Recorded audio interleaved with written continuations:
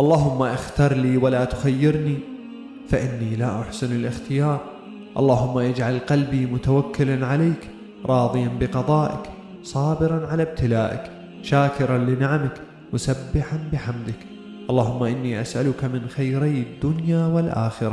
اللهم اختر لي ولا تخيرني فإني لا أحسن الاختيار.